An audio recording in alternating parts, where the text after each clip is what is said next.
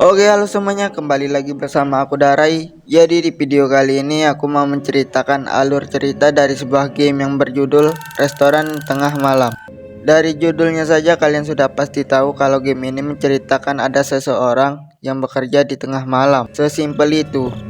Namun pada saat bersamaan, beredar sebuah berita, ada seorang narapidana yang berhasil kabur dari penjara. Penasaran dong gimana kisahnya? Oke lah, daripada kebanyakan wacincong, mending kita langsung saja ke alur ceritanya. Cekicrot.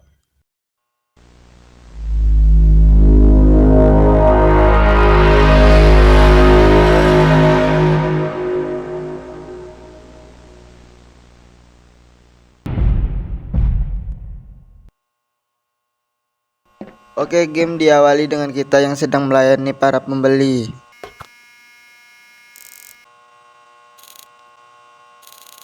Setelah semua pembeli sudah pulang, kita pun iseng ingin mengecek berita di TV. Saat TV dinyalakan terlihat sebuah berita peringatan untuk berhati-hati karena ada seorang pembeli yang berhasil kabur dari penjara. Lalu tiba-tiba, apaan tuh? Tak lama kemudian tibalah dua tobrut yang memesan hotdog. Setelah mereka pergi, kita pun sedikit beres-beres. Setelah semuanya beres, pelanggan pun mulai berdatangan lagi. Dan di saat semua pelanggan sudah pergi, tiba-tiba ada seorang yang meminta pertolongan kita karena mobilnya mogok. Di sini kita hanya memerlukan satu kunci Inggris untuk memperbaiki mobil tersebut.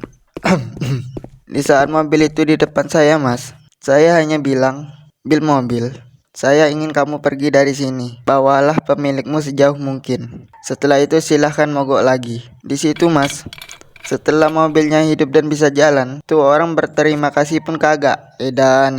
Lalu tiba-tiba terjadi time skip dari malam pertama langsung malam ketiga.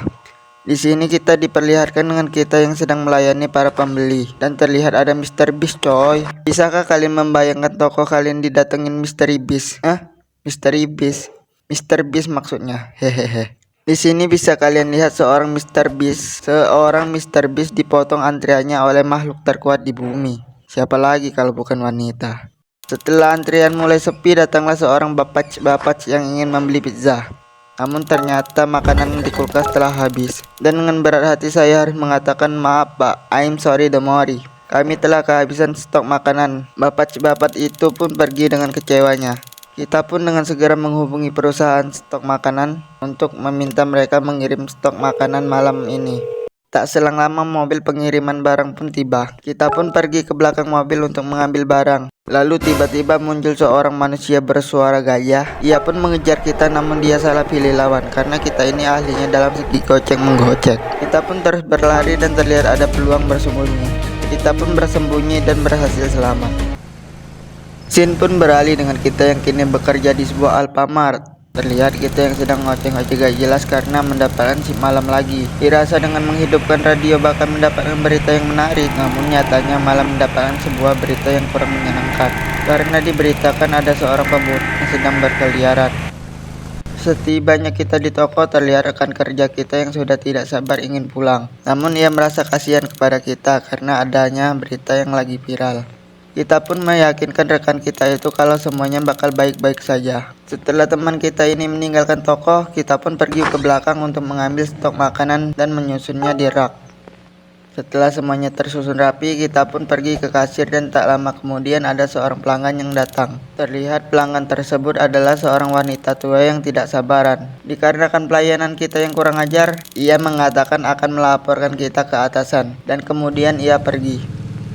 Tak lama kemudian datang seorang wanita. Ia mengatakan di depan ada seorang pria berkemeja merah yang terlihat sedang merayap. Apakah dia bekerja di sini? Kita pun bilang kalau kita tidak tahu, karena seharusnya kita adalah satu-satunya yang bekerja sekarang. Wanita itu pun memberikan uang segepok untuk mengisi bensin, lalu pergi.